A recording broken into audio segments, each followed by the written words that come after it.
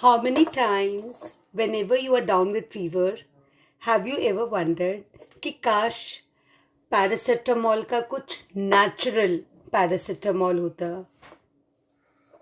है ना।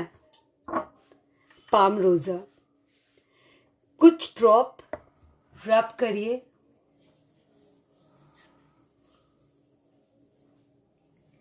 Twice thrice, जैसे homeopathic medicine every 3 to 4 hours, वैसे ही ड्रॉप्स ऑफ पाम रोजा 72 hours लगेगा ही बॉडी को नेचुरली हील होने में, रिपेयर होने में, और आपको